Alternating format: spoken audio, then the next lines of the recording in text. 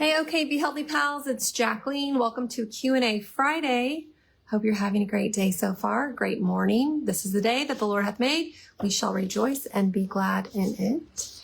Hey, Jax, can you get me a Retemery card from the table there? Yes, if you have a Retemery card, grab your Retemery card. We're going to go over that before we get started with all the questions. Hi, Carrie. Welcome. As you're logging on, let me know where you're watching from, where you live, if you want people to know. You may not want people to know. Yes, thank you. So if you have a Bible, you can go to Jeremiah 29:13. If you have a note card, you can write this scripture on your note card. Or if you've gotten an order from us this month, you'll have one of these Retemery cards in your purchase, in your box of goodies that you were sent.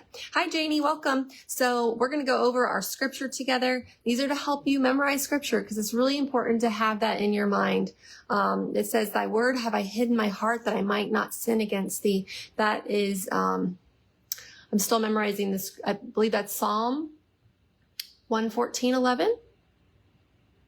Because you hide the 11 in there somewhere. See, I'm still working on it. But thy word have I hid in my heart that I might not sin against thee. That's not the scripture we're going over, but that's also why we want to hide the word in our heart, and we hide it in our heart by memorizing it. So Jeremiah 29:13 says, and ye shall seek me and find me when you shall search for me with all your heart. So search for the Lord with all your heart, especially if you have any concerns or needs, go to Father for that. I'm going to pull up my Facebook here as we allow some time for more viewers to jump on. Hi, Janetta. Hi, Vicky. Welcome, everyone. Welcome, welcome, welcome. Psalm 119:11. That's what it is. So it's Psalm 119:11. But you can hide, so remember that scripture I just said earlier, you can hide the 11 in the 119. So 119:11, Psalm 119:11. So that will help us remember. Maybe that'll be next month's scripture. So we have a lot of wonderful questions today. As always, there's no such thing as a bad question. All questions are important. As always, I start with the subscriber questions. So we're going to do that first, and then I'm going to read all the other ones that were submitted to me yesterday. There was a few early this morning that I'm going to read as well. All right. So the first one I have is from Angela. She's one of our subscribers, Angela Jane. She said, hi, Jacqueline. Doctor keeps going on about me taking calcium. Is there any foods I could have instead? I take D3 and K2 and magnesium and vitamins. I would say just eat a plethora of great dark leafy green vegetables. There's tons of foods and fruits and vegetables that have so much calcium, but I love the dark leafy greens. So get a lot of dark leafy greens in. And if your doctor is that concerned, I would suggest them read the Calcium Lie? The Calcium Lie. It's a great book. It's written by Dr. Robert Thompson, I think. Let me look that up for you to make sure. The Calcium Lie. And it's written by, I believe, Robert Thompson. And so if the doctor is that concerned, say, I understand your concern. Please read this book, and it may put your concerns at rest. But now you need to make sure you are getting adequate vitamins and minerals and nutrients to the bones. And I get into the sunshine, right? Make sure, I like that you're taking the D3 and the K2. Make sure the K2 is a form of MK7 K2, with the MCGs of like at least 100 to 150. That's a good amount. Usually most blood work comes back normal for those of you who do blood work or concerned with D3 and K2 and all that. The best I've seen is people being on 1,000 D3 units, and then about 100 to 140 of the MK7 K2. And you take that daily, you should be good to go. So I wouldn't worry too much about it. I would just tell him to read that book and then make sure you're eating really well. Okay, here we go. So we have another question from subscriber Kaz Rose. Kaz says, hi, Jacqueline. I'm from the UK. Oh, well, welcome from the UK. Thank you so much for these videos that you do. You're an absolute treasure. So are you guys. I appreciate you. I had been diagnosed with osteoporosis a couple of years ago. About a year ago, my little finger top part joint started with a little bump. Thought maybe I knocked it. I had an x-ray 2 weeks ago. Results are saying severe osteoarthritis. My other little finger has become stiff, and I think it's going the same way. How can I stop it? I've been rubbing castor oil on them for 2 weeks. I have no sugar or high carbs, drinking plenty of water, using her mineral salts. What exercises could I do? Is there any other foods that could make it worse? Is there anything else I could take? I'm currently taking vitamin D and K2. Great. Make sure it's the right kind, as we just talked about. Norwegian cod liver oil and magnesium. Many thanks, Karen. She also says she's taking B12. And I'm also going to read the other questions from other people that are the same. So bear with me for a second. That way we don't have to talk about the same subject 3 different times. We can just talk it all at once. Tanya McKenzie said, hi, Jacqueline. In addition to taking 3 pinches of salt per day, plus adding it on my food, can you recommend any additional ways to get our minerals for osteoporosis? I've been taking Bone Basics. I'm assuming that's a supplement, but just read their non-medical ingredients. Unreal. In the bin they go. I'm glad you threw those away. Make sure you read your ingredients. If they're trash, they belong in the trash. They do not belong in your beautiful bodies. So don't, if God didn't make it, don't take it. Be careful. And then the other one was from top fan Dolores McConnell. She said, what do you recommend for osteoporosis? Thank you. Thank you and God bless. Okay, so we're going to talk about all that right now. We're going to talk about osteoporosis, and what you can do for that, and arthritis, and all the things with bones. Okay, so let's talk about that. The first thing, addressing specifically to Kaz, was that she was rubbing castor oil on. It's important that when you have an issue like she had, like a lump or bump, or it's getting stiffer or bonier on the fingers, you need to wrap the finger with castor oil. You can't just rub it. And it's going to take longer than 2 weeks. I noticed you said you've been doing it for 2 weeks. That has taken a long time to develop. And so it's not just going to go away overnight. You have to give your body patience and time with natural remedies so it can slowly reverse the problems. So the best thing to do is wrap the fingers in castor oil. Use a cloth, use a cotton cloth, saturate it in castor oil, wrap the finger. If it's a little tiny spot, you can consider putting a little tiny square of cloth with castor oil and then putting a Band-Aid on it. That way it stays moist and you can leave that on depending on how big it is. But I would say for sure wear it every night for at least 12 hours. If you can't wear it 24/7, which I understand, a lot of people don't want to wear something that long, go 12 hours. Let it breathe 12 hours, put it on 12 hours at night, okay? So that's the first thing I would do, is definitely wrap the area that's causing you pain, whether it's a knee, whether it's a wrist, whether it's a joint, with castor oil. You can also do a ginger poultice, where you shred fresh ginger and you put that in between the cloth, and you also wrap the finger with shredded ginger. Isn't that wonderful? So those are, you think ginger for joints. Ginger helps pull inflammation out of the joints. So ginger is soothing. I wouldn't leave that on 12 hours. I would go maybe 2 to 4 hours. See how you feel. You could go longer, and you don't necessarily need to do that every day. Castor oil you can do every day. You won't find blistering or anything happen. Sometimes you can find when people use too much ginger or garlic, they may have blistering. So be mindful, right? Listen to your body and see what your body prefers. You did mention you're taking Norwegian cod liver oil. I did want to make a mention of that. Any cod liver oil you're taking has to smell and taste like fish. You've got to have fish burps. I know we always want the stuff that's like no fish burps and doesn't smell or taste like fish oil. Well, then if you do that, if you are taking that, you are wasting your money, because the properties in that oil are no good. They're rancid. You want the good stuff. So get a very, very, very good, clean, pure cod liver oil if you want to take cod liver oil, okay? So be very careful. Make sure it's coming from somewhere wonderful, like Sweden or somewhere like that. But make sure they know what they're doing, and make sure it smells like fish. Okay, so I want to just make that note. Now, the best thing you can do for your bones is making sure you drink plenty of water, which you said you were drinking water, Kaz, so that's great. So make sure you're drinking plenty of water. Make sure you're getting plenty of minerals, not just in your salts. I think it's great. Everyone had mentioned, most everyone here that I read their questions of, mentioned that they were taking in mineral salt. That's great, but that's not going to be the only thing that does it. You have to do many different things. It's one of the many, what do you call it? One of the many bricks that makes the staircase. So you need to make sure all your bricks are in a row and stacked up properly, so everything works together for good for the body. So that's just one of the pieces, kind of like a jigsaw puzzle or Jenga. When it's all put together, you want to put all those pieces in. That way it doesn't fall over. So one of the things you want to do is start eating lots of dark leafy green vegetables. Love it. Eat a smoothie every day. If you don't care to eat a salad, because salads can take some time to eat because you have to really chew, especially if there's vegetables in there.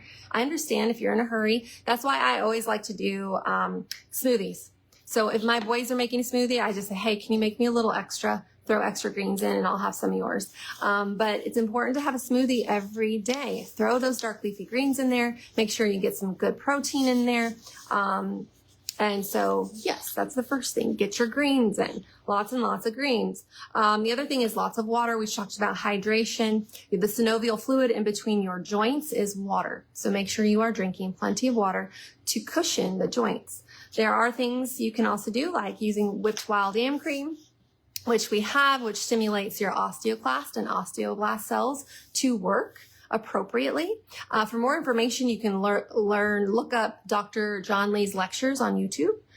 He's passed away now, but he is a pioneer when it came to the advances of wild yam and bone building. Super cool. So he has so many studies in there where he proves that it does work. I've had people say, no, it doesn't, Jacqueline. Yes, it does. Read his studies. Obviously, they're not published because they don't want you to know this information. Who is they? Well, I'll let you do some guesses on that. The ones who make a lot of the money.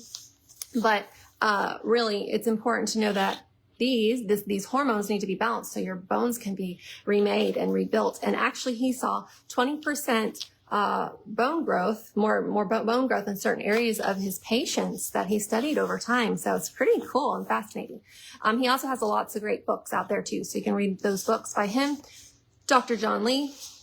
What else was I going to talk about? So yeah, using wild yam cream we make a whipped wild yam cream extreme for women or for men. And there's a few other kinds, which you can, see which works best for you by reading what the symptoms are per cream. You can kind of find out what your symptoms are and pair together. Good news is they all have wild yam in it, and wild yam helps all bones. So you're going to get the same amount of bone healing properties in each cream that helps your body work appropriately and stimulates that bone growth. Now, the other thing is sunshine. Make sure you're getting in the sunshine. I know right now it may be difficult. There's a little sun here, so, I would probably bop out and get in the sun as much as I can. Get as much as you can in the summertime and get as much as you can when it's sunny. That way you can rebuild all the beautiful, or restore all the beautiful sunshine vitamin in your system, because it's like a storage. You can think of like a little squirrel squirreling away his nuts over the summer. That way he has them through the winter. Or a little ant who stores away and stocks up on all his little giblets here and there from picnics and things he finds on the ground, and he stores it away for the winter. So think of your vitamin D the same way. The sunshine, you need to be able to store that through the summer, the spring, and sometimes a little bit in the fall. That way you are stored away for winter, okay? But you can definitely take a supplement, a D3, about 1,000 units of D3 with about 100 to 150 of the MK7K2 form. Take those together, and that can definitely help you. There's a great supplement by Pure Synergy called Bone Renewal, which doesn't have just calcium. It has all the vitamins that are bioavailable to the body and are very helpful. Let's see. Those are just some things I would do, and definitely get out and exercise. Walking. If you're not used to exercising at all, start slow. Walk around or go swimming or lightly rebound. Something that gets you going, squats. But rebounding is nice because it gets you to put some impact on your joints. If you have a lot of pain and you don't have any metal or plastic, you can use a comfrey salve. So you can use comfrey salve. My son Joel makes it. And you can just rub that on to the joints or the areas that are causing you some pain. You can rub that on there, and that will help you not to be in pain because Comfrey has a growth stimulant in it, which helps, and a nourishing stimulant in it, which helps to, the nickname is knit bone. So it knits bone, joint, tendon, ligament back together. So it's pretty neat how it can help fuse that back together. But remember, don't use over metal. That doesn't mean you can't use it if you have metal in the body somewhere else. You can still use it. You just can't use it directly over the metal. Hopefully that makes sense for you. Okay. So those are some things I would definitely look into doing, for helping you rebuild your bones. Definitely, like Tanya said, don't take things that have garbage in them, and that are carcinogenic. So I like that she said, in the bin they go. Yeah. So don't take trash. Don't waste your money on trashy, supplements. And there's one more thing I want to say about that. What was the one more thing? Caffeine. That's what it was. If you're drinking caffeine or any stimulants, they must stop. You have to stop this stimulant. So what are stimulants? They're mineral leachers. Those are your alcohol, your tobacco, your caffeine, your refined sugar. Yeah. So really evaluate your diet, stop those things, and start drinking herbal teas, and start drinking water, and eating good foods, natural sweeteners, maple syrup, coconut sugar, honey, stevia. So, okay, good. Anybody have any questions about any of that so far? So far, we've talked about osteoporosis and vitamin D. Okay, looks like we're good to go to move on to the next question. Next question, please. Here we go. Thank you, Jacqueline. Let's go. So one other thing she said, Kaz was talking about B12. Make sure the B12 that you take is not synthetic, okay? This is so important. Do not take synthetic B12. That is in the name called cyanocobalamin. Do not take that. That is synthetic. It's toxic. It is not known to the body. It's a waste of your money. And it's also causing your body more harm than good because the liver has to filter that out. The kidneys have to filter that out. The body has to find out where to put this yuck. Have you ever gotten a present that you don't care for at all? Like you can tell the person put no thought into the present and they gave it to you and you're thinking, oh no, like, what am I going to do with this? This has nothing. I have no idea what to do. I have no purpose for this. But you can't just give it away because they're standing there, right? You have to hold on to it. You have to figure out a way to politely get rid of it later. But it causes more harm than good, right? It doesn't really bless you to get something that wasn't given from the heart. And so it's the same. The body doesn't want anything in it that's not meant to be there, meant to be given as a good thing. Okay. Now, I just wanted to make that point. So methylcobalamin is a good one. You could take that. Make sure that's a good form of B12. Okay. Now, next. This is from a subscriber. This is Debbie Jones. Hi, Debbie. She said, can I take dandelion root with having inflammation in the gut?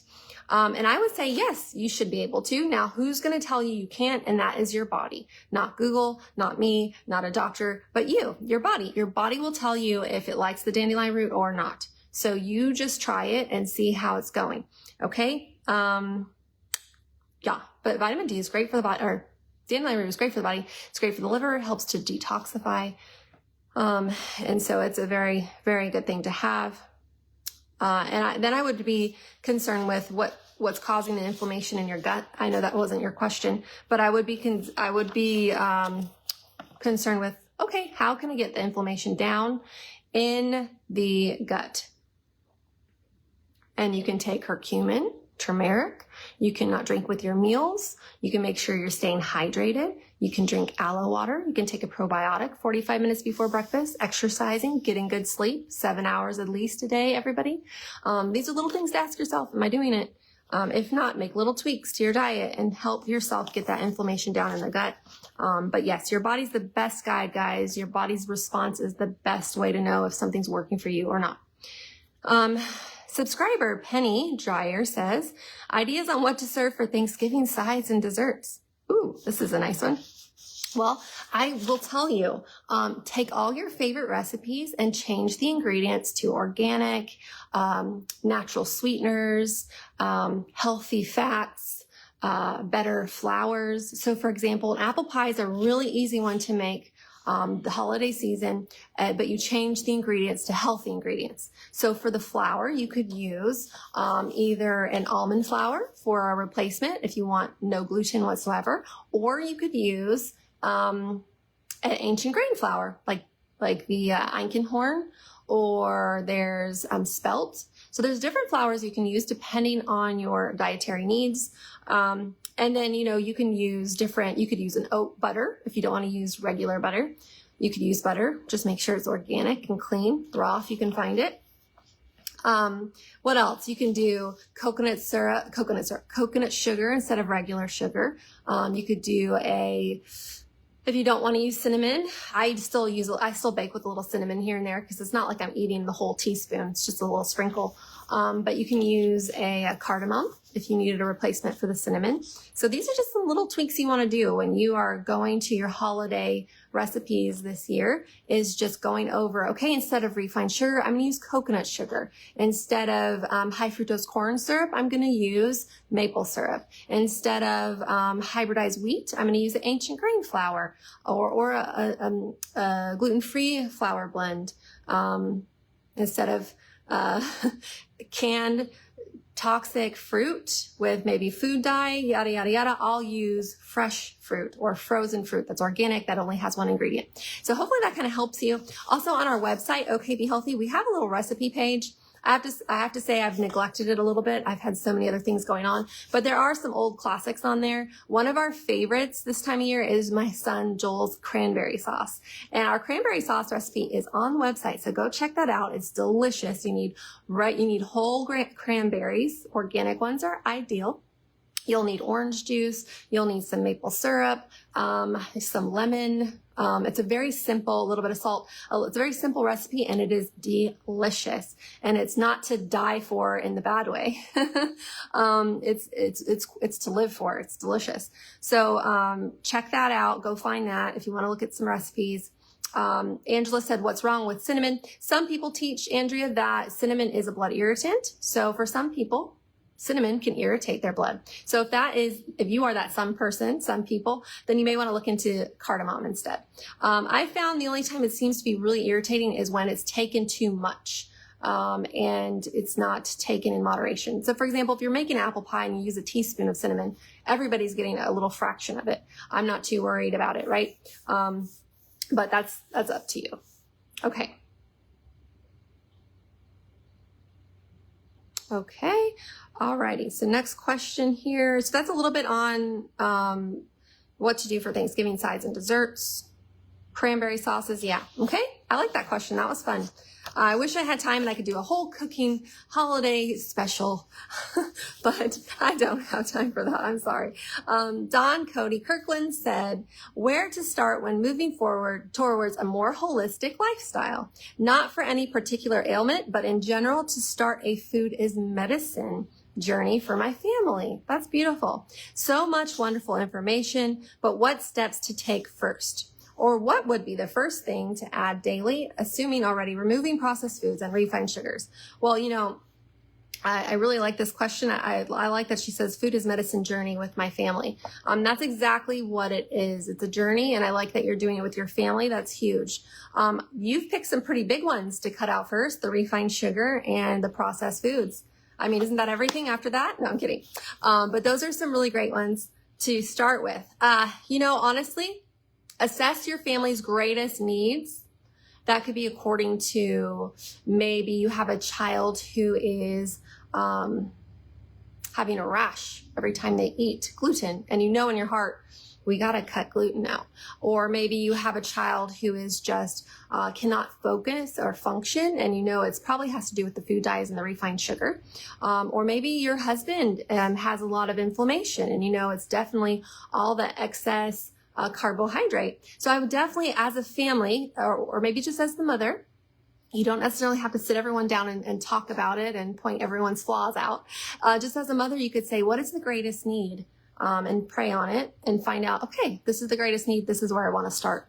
So that's the first thing I always encourage people to do is assess the greatest need in your family for that time in that moment. The next thing, especially make sure no one's sick. If someone's sick, then you need to figure out why are they sick and what do we need to stop as a family. It's important to do it as a family. So the person who is not getting that food knows that you guys support and love them and you're there to encourage them. And you're not eating that in front of them as you're like, oh, you can't have this, but, okay. I would have fun goals like drink 64 ounces of water a day or half your body weight in water. Get a fun whiteboard for your refrigerator. Make a fun, paper for the fridge. Get some stickers depending on your kids' ages. I don't know. I have big kids. We still like to use stickers, and fun incentives and stuff like that. Competitions. It's mostly a competition in my house now. It's not so much like a reward system. It's like, I beat you kind of thing. We have a who can read the most books in a month reward system, and Joel wins. My son Joel wins all the time. He is constantly winning that competition. He can read a book like water. I mean, he just can read a book so fast. It's like he's drinking water. It's crazy. And he remembers it too. It's not like he's speed reading and doesn't remember anything. He remembers everything. So great goal. Get a goal board out for your family and put on there water. Drinking water is crucial for health and healthier choices. The more water you drink, the less other stuff you'll crave because you are content with the water. Also have on there a competition to see who can remember their salt intake every day, eating that little bit of salt before each glass of water. Another thing you can think about doing is getting enough sleep. Adequate sleep is so crucial to your health, to every function of your body. Sleep is necessary and important. So I would suggest getting on there a goal of everyone getting at least 7 hours of sleep. Politely remind and encourage and be kind about it. There's a good book. It'll really give you some momentum and some encouragement on why you should be more mindful of your sleep. And that's called Why We Sleep by Matthew Walker. Really good. He believes in, evolution and stuff. So, I mean, just skip that part if I don't really believe that whole thing. We came from monkeys. So you can just skip that part in the book. But otherwise, it's really, really good, really helpful, really informative. Pray together daily as a family for your goals, for this fun health medicine, food is medicine journey you're going to go on. And I would suggest a smoothie a day. Smoothies a day, every day are such a great goal to have together. Replace a meal together as a smoothie. Whether it's a late dinner, do a smoothie instead, or do a breakfast as a smoothie together. Or if you can't do that, just do it on the weekends. Something fun like that. Okay. So those are some little things. The biggest things that I always suggest to start with are water intake, sleep intake, and dark leafy green intake. And then you can kind of develop from there. You'll go in a natural pace of which way you should go. It's really cool. What is the scripture? The Lord, a man's way, I just read it this morning. A man's heart deviseth the way, but the Lord directs his steps. So I see your heart is there right now with getting your family on board. So God will definitely direct your steps. He's so good at doing that. So I'll be praying for you. Super excited. My biggest things too, or take out of the family was refined sugar. I took that one out first. And once we did that, it was kind of easy to do all the other things. Lisa Waddington. My granddaughter fell and suffered a cut on her chin. I'm so sorry. Requiring stitches. Hopefully it was kind of under. Most people have scars here. Actually, a lot of people have scars. It's very common. Is there any type of cream or salve we can put on it after it heals to help minimize scarring? Well, my favorite ones for reducing, so when the stitches are out or when they get cleared you to be able to put ointment on there, I like to use calendula salve. Calendula salve when you can and when you're cleared to put stuff on. Another one is vitamin E, but it's the one with the tocotrienols. Hopefully I'm saying it right. Tocotrienols. Look that up. Tocotrienol. Yeah. I'm not saying it right, but it's the purest form of vitamin E. So definitely get a good vitamin E. If you can't find it in an oil, just get the little oil capsules and poke a hole in the capsule, the little gel capsule, and you can put that pure vitamin E with the tocotrienols. Tocotrienols? That might be right. You can put that on there. Some other ones of my favorites are going to be castor oils. Castor oil breaks up scar tissue. So if you find it's kind of like knotty, that's funny. If you find it's kind of knotty, hard, I would use castor oil to help break up the scar tissue there. Let's see. Aloe vera. Aloe vera is good. I would get a plant. Everyone should have aloe vera in their plant. I have many in my store. They grow like monster giant aloes. All I give them is water, love, and sunshine. I guess that's all it needs. But you can cut a little piece and get the gel and actually rub it on there. That's helpful to help heal. And even if it's a wound, aloe's the way to go for healing wounds. Honey, you can use Manuka honey. You can use onion extract. Yeah, isn't that interesting? Onion extract. Comfrey salve. The essential oil, it's helichrysum. Am I saying it right, guys? Helichrysum. That's a really good one for scar tissue. Lavender essential oil is good for scarring. Gotu kola, come to find out, is very good. We make a glow beauty cream. We make an aloe glow cream that helps to heal. If you wanted something like that with a lot of infusions of herbs in it. So there's some things to help you. Okay, Abby said, my daughter's right nostril seems to get inflamed inside. Any suggestions there? I Googled, but it led me to something about getting surgery done. Yeah, watch out for the searchings. They'll take you to Fear City in no time, right? You go from a little tiny red spot on your finger to, oh my gosh, I have such and such, this very rare disease, blah, blah, blah. So be mindful of what you search for. But the biggest thing when there's any kind of inflammation inside the nostrils is the first thing I ask is, hey, what's your diet like? Is she eating any of the known allergens? And some of those allergens are peanuts, because peanuts contain mold. So she could be really bothered by the mold in the peanut, and expressing it through the congestion in one side of the or in the inflammation in one side of the nostril. It could be oats. Oats have a lot of lectins. Oats can cause inflammation in the body. So those are some things I would ask her or ask yourself, depending if you know what she's eating. Odds are you probably know what she's eating. And avoid hybridized wheat if necessary. Dairy can cause congestion and issues in the eustachian tubes, the nose, the throat, the ears, eyes, mouth. So be mindful of even the chest, the upper respiratory, it can cause congestion there. So be mindful of dairy intake. It might be a good idea just to remove the 5 food allergens for 3 months, get her body a clear foundation, and go from there. Add one thing in at a time. Definitely if you're adding one more thing at a time, I would say the sourdough, the sourdough bread, you could add that in. You could try a little oats next, a little raw dairy, but I don't think there's any place for refined sugar. Maybe if it's once in a blue moon on a vacation or at a little birthday party or going out with friends, but not on a daily basis, not at all. Be mindful. Okay. And the second it flares back up, have her be watchful of what she's eating. See if it was connected. There are some really great herbs for, they act as emollients, like marshmallow. Marshmallow is a good herb. There's golden seal, which you can sniff golden seal up the nostril. You can also take golden seal. Chopping an onion is one of my favorites when it has to do with anything with the nose, throat, eyes, ears. I just tell people go to town chopping onions. Have stir fry that night for dinner. Have an onion soup for dinner. Chop up those onions, put them in bowls around the house so you don't waste the onion. But really get that your tears crying and your nose running, and breathe the onion in through the nose. It really does wonders for your respiratory system. I wouldn't recommend surgery at all. No way. No. Instead, I would try to look into this stuff and also look into using mouth tape during the day and at night when she's sleeping. Use mouth tape so it can reprogram the body and the nostrils to open, and so she can get clear sinus pathway of breathing. Okay, that's what I would do, but I wouldn't do surgery. But I can't tell you what to do, but I can tell you I wouldn't do that.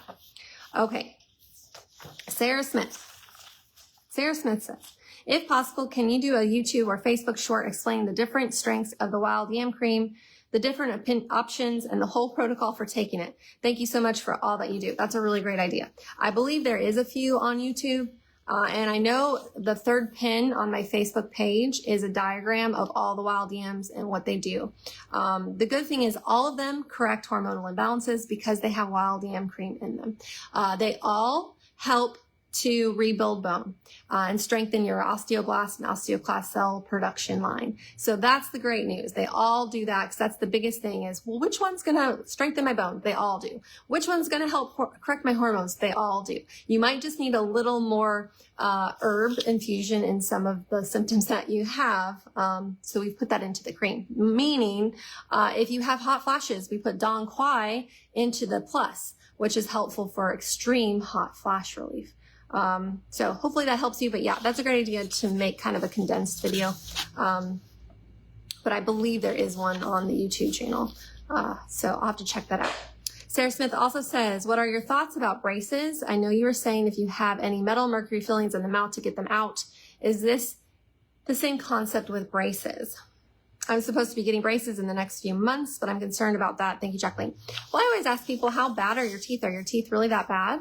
I don't mind a little crooked teeth. I think it's kind of character building on some people, and quite beautiful or handsome in certain characters. Now there are times where the teeth are actually hurting you, right? They're growing sideways, or they're causing your jaw to like be deformed. So I get that there's times and places for surgery and braces. I had braces. I still have nightmares about my braces being put on. I still do. I'm in my 40s and that happened in my teens, and I still think about how horrible it was. If I had the choice, I would have been fine with crooked teeth. Now, I had a tooth that was growing in sideways and down, so I had to have braces. They had to literally go in, do surgery, and put the metal on it little at a time to help move the tooth up. So for some cases, you do need braces. Thankfully, they're not forever. The problem with mercury fillings is and implants, and that metal in the mouth, like the metal retainers, is that's in there for a lifetime. So thankfully, your braces aren't going to be in there forever, and you can definitely do some heavy metal detoxing while you have them in, like cilantro every day, chlorella. You could try chlorella once a month. You could try spirulina once a month. You could try your dark leafy greens. You could do barley grass once a month and just rotate a dark leafy green or a, they call that, what is that? What's the word? I'm drawing a blank on the word. But yeah, you can definitely try one of those heavy metals. It's chelator. You could try rotating the chelator, like cilantro for a month, chlorella for a month, spirulina for a month, like I was saying earlier, to help you. There's also Invisalign. You don't necessarily have to do metal for some people who are super sensitive. Also, talk to your dentist. It's been such a long time since I've had braces. I don't even know what they put on the braces now, what kind of metal it is. Most people are allergic to nickel, so be mindful of nickel. I don't know much about what the components of our braces are made of, so definitely look into that. Are they bad? No. Are they completely necessary for everyone? No. Are there other options? Yeah, you could do Invisalign, you could do other things. And, there are some pros and cons to it, because if you don't wear the retainer afterwards, your teeth can shift back to the same place. So you have to be really watchful of that. I would make sure the retainer you get is just like the mouth guard ones, where they're I would prefer the BPA free ones rather than the metal retainer. So look into that. But they're not necessarily bad. I think in the book Breath, he talks more about braces actually and what it does to the structure of the face. So, I would do your own research and see what you feel most comfortable with, and definitely pay attention if you get that in. If you start getting rashes all over your body, or hard time breathing, there's a great book by Nadine Artemis called Holistic Dental Care. Super good book. You could check that out too. She's got some information in there to help with your mouth naturally. Okay, another thing I'd recommend is Curoxin if you do have braces and you get mouth sores a lot. I notice a lot of teenagers get the mouth sores really bad. It's called Curoxin, and you can put that on the wound. It's way better than all that other stuff that's toxic. And just keep it in the fridge so it's nice and cool when it touches your owie. Okay, so now we got one from Tanya. Oh, I answered her earlier. Donna, I just gave you a new nickname. Donna Bishop said, I've had an ear infection for 3 weeks. Ear doctor prescribed medication, antibiotic ear drops. I'm not using that. I've been using oregano, olive oil, another product with mullein, garlic oil, olive oil, St. John's wort, white sage, tea tree oil, vitamin E. I put it in at night. She has some questions about the onion poultice, and so we'll talk about the onion poultice here. Okay, so how do you use the onion poultice to help with the ear infection? The best way to do is steam up your onion in the oven, or you can actually dry bake it, or you can actually steam it on the top till it gets nice and hot and warm. Then you cut it in half, okay? I leave the outer shell, the shell on, because it keeps the moisture in. This is then when you wrap the hot onion in a very thin cheesecloth. I wouldn't make a cup. I would just only have one thin layer over the front of the onion, and you can bunch everything else to the back of the onion. So it should be nice and warm. The other half onion you squeeze, and you're going to squeeze some of the onion juice in your spoon, and you're going to have someone you know to help you, because it's difficult to do it to yourself. And you're going to go to you can try to do it by yourself, but it's kind of difficult. Have someone pour the onion juice into your ear, like a drop or two, kind of gently massage it, feel it kind of go in there. It's warm and soothing. Great. Then you take the onion, and on the back side of the oven, why do I keep saying the back side of the oven? Onion is where you put the plastic wrap. You don't put it around the whole poultice. You only put it on the back side of the poultice. So envision onion, cloth, okay? One layer here, one layer there, almost like if you're going to do a ponytail in your hair. Okay, so the cloth is there, but you're going to lay it smooth, and then you're going to put your plastic wrap on top of that. Okay, so it should just cover that. Now this part, the flat part of the onion that's wrapped in cloth, shouldn't have any plastic on it. That's what goes onto your ear. It should feel warm and soothing and cozy. And it draws infection out of the ear. So do that. Just watch a preacher on TV that you like, or listen to a wonderful podcast, or some peaceful music, or Bible on tape, or something profitable where you learn and you're at peace. And you put that on your ear, and you can just watch the show for a little while, or whatever it is that blesses you, and just relax. And typically you'll start to feel relief quite soon. And you can do that a few times a day. Also chop onions in your home, put it around your house, breathe that chopped onion in. It's great to get that onion, vapor into the air through the nose, through the eyes, the mouth, and the ears. It's very helpful for that too. Okay. Somebody said, LaDonna said, want to be careful about using onion if the ear hurting is from water stuck behind the eardrums, because the onion will pull the water and bust that eardrum. I've never heard of that. LaDonna. I've never had that happen, actually. So I don't know if that is actually true, because onion's a natural product. So it doesn't really necessarily do that with the water. But I'm interested if you have information on that, like studies or like more info. I'd love to read about that, articles, how that happens. Let's see. So onion's great, warming, pulls infection. Yeah, I think that's all she had questions on for that. You can also make your own garlic oil, but you don't want to put the garlic in the ear. But it sounds like she's using oil already. There's the Wally's ear oil that you can look into and find out. Dolores says, what do you recommend for osteoporosis? Thank you and God bless. Okay, yeah, we talked about that in the middle already. We talked about that, so watch the very beginning of the video. You can find out about that there. Jean Simonson said, love the Q&A. Thank you so much for your time and knowledge. Robin said, just want to praise the Lord for giving us such an inspirational woman and the knowledge you have to help others to heal. Thank you. Thank you, Robin. I appreciate that. You know, I was just reading this morning a wonderful scripture in Proverbs 15:28. The first part of the scripture says, the heart of the righteous studieth to answer. The heart of the righteous studieth to answer. That's why I love to do this. I just get to be God's messenger. I just get to study and learn and just ask him for knowledge and wisdom, so that I can apply it and to encourage you guys with your health and your journeys. So that way you can do the same thing for other people. I'm not this amazing person. I mean, I am as God's child, but thank you for your wonderful compliment. But do know that I just get to do God's work, which is such a blessing. And I'm glad you guys are here to support that, and we can help each other. So thank you. The second part of that is, but the mouth of the wicked poureth out evil things. Dun, dun, dun. We don't want to be evil. We don't want to pour out evil things. Only happy things. Molly McKenzie said, what is the best for restless legs? The best thing for restless legs is exercise. So ask yourself, how much am I exercising? Do I need to up my exercise? Even if it's walking every day. Rebounding is fantastic for restless legs. Drinking cayenne pepper or taking cayenne pepper will move the blood and help the blood move. Also make sure you're drinking water. How much water are you drinking? Water is such a good thing to be drinking and consuming on a daily.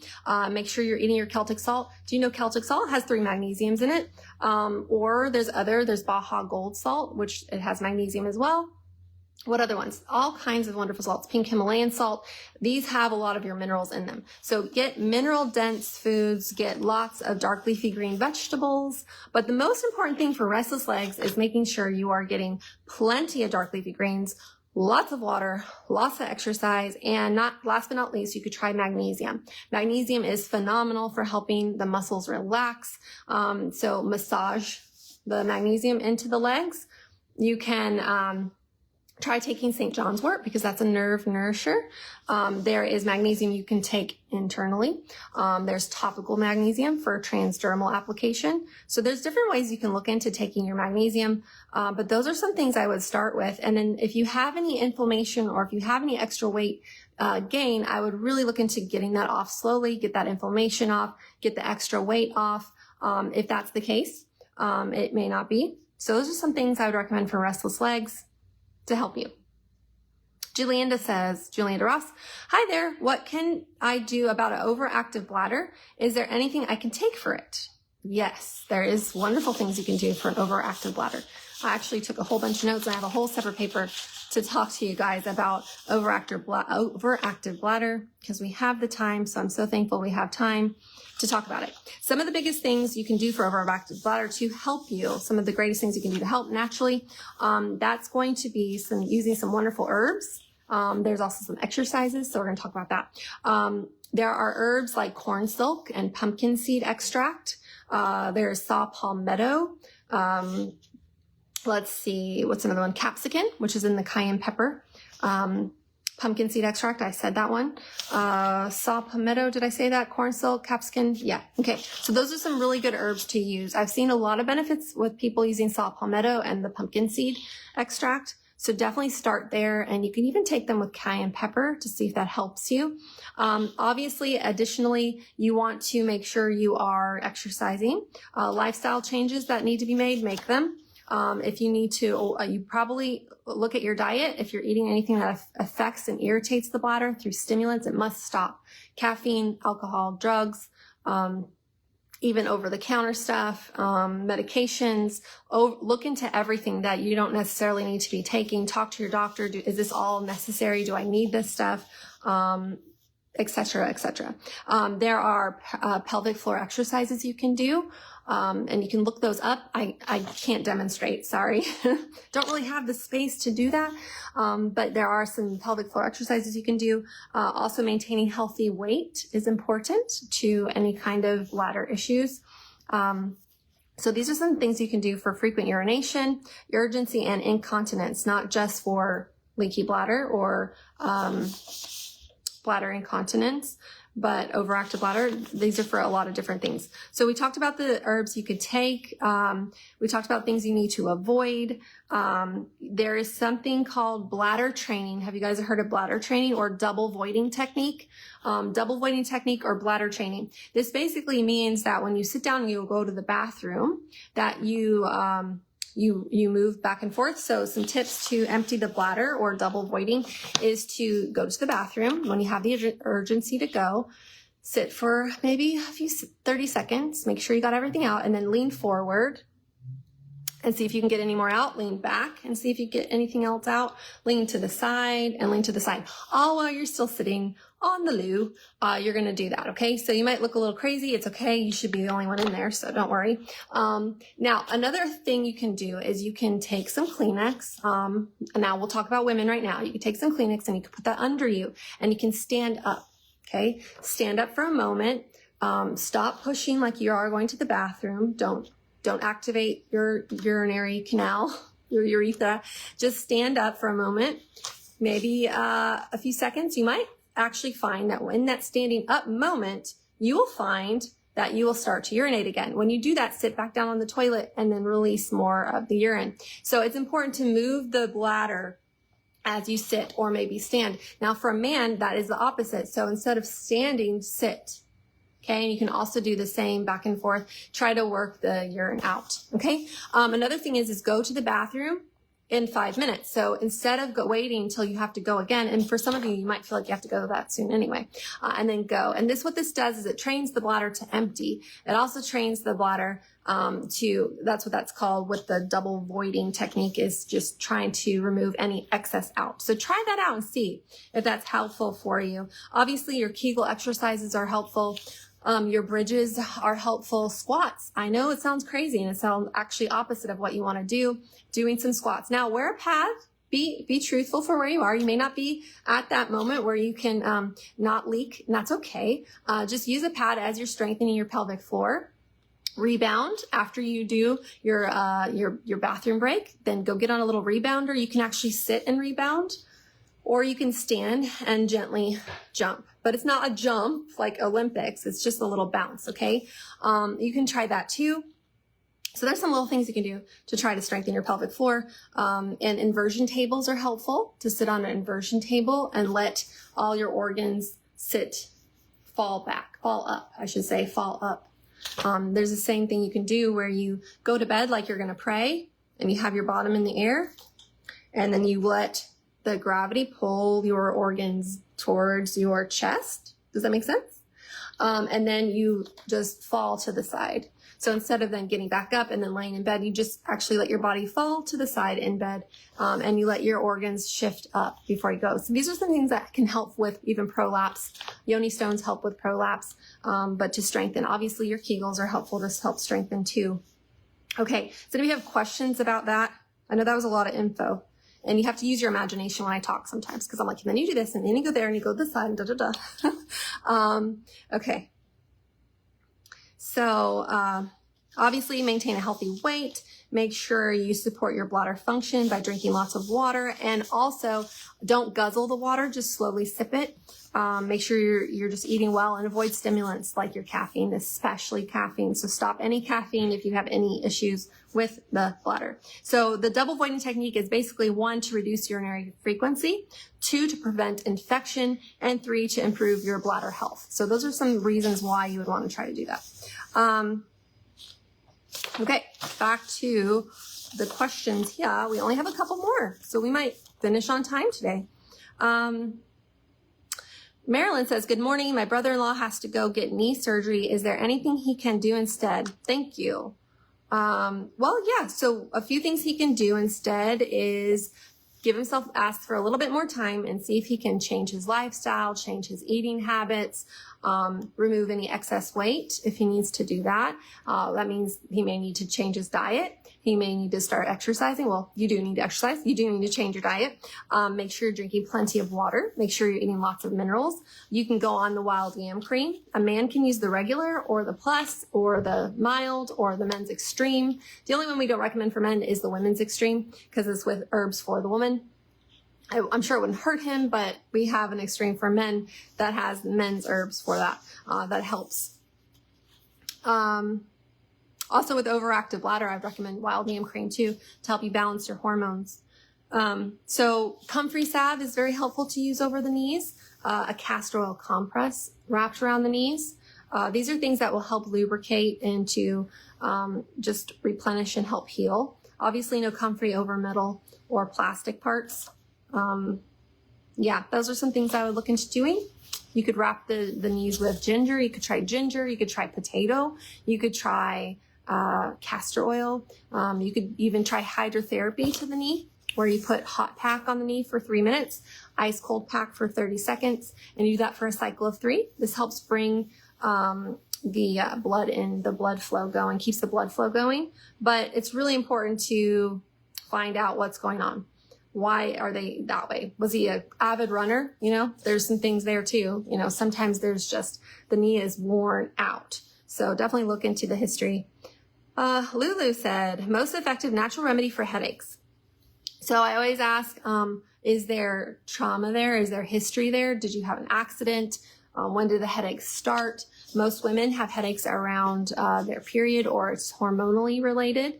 Hormone related to headaches can definitely cause, that's one of the main reasons for headaches actually, is hormonal imbalances. So consider going on our Whipped Wild Yam cream to help balance your hormones.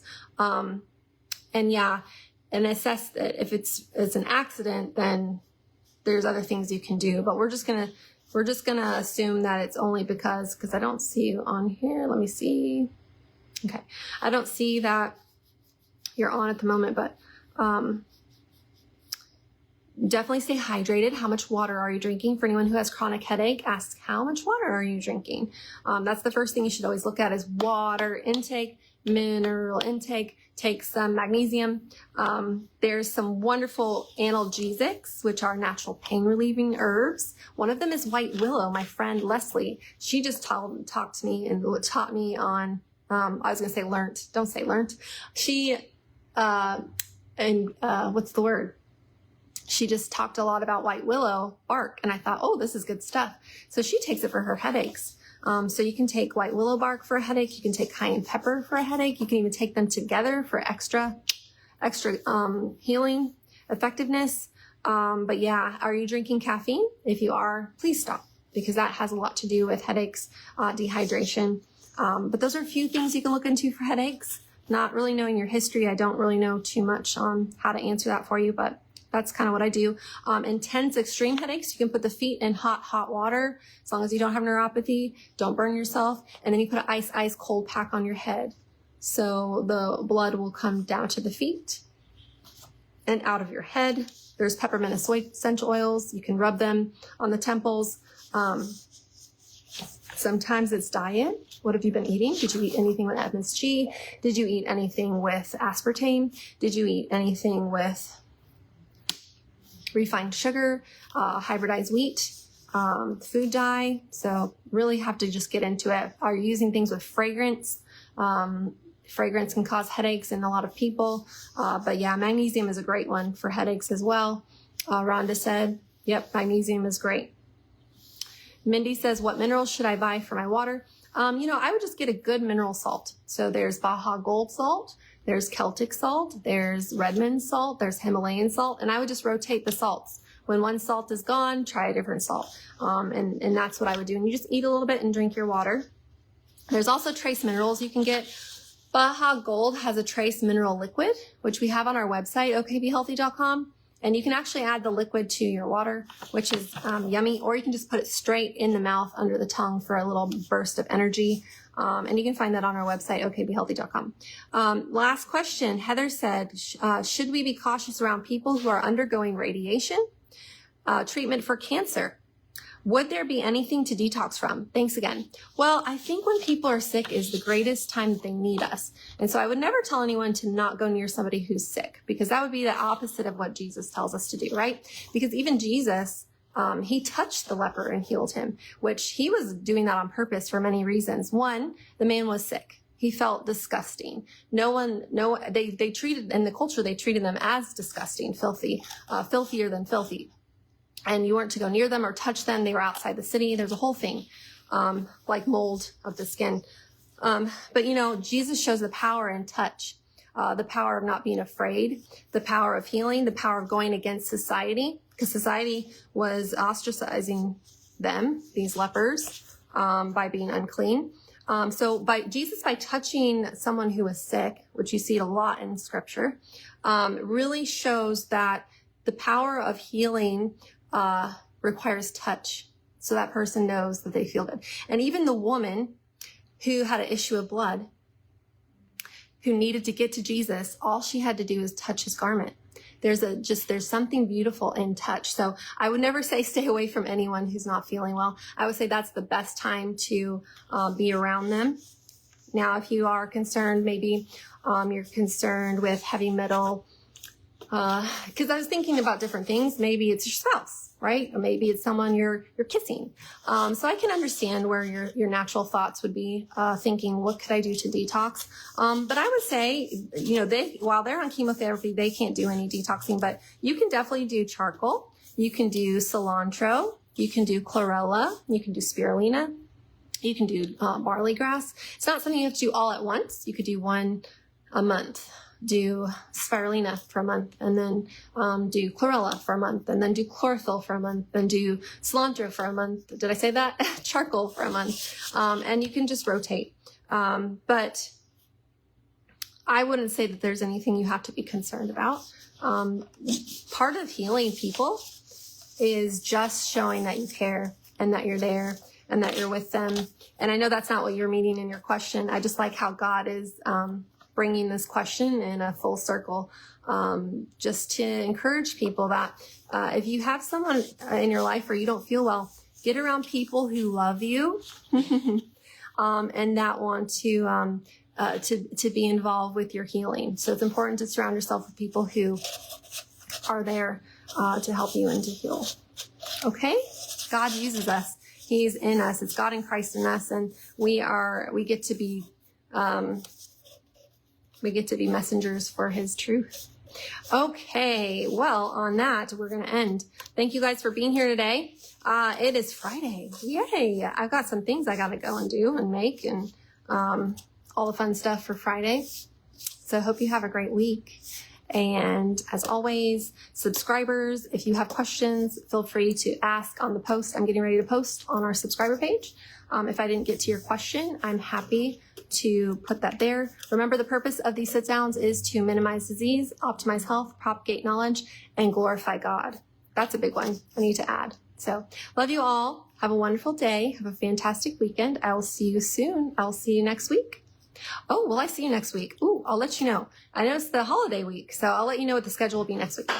Good point. Okay? Work on your scripture. Okay. Okay, be healthy, pals. Bye.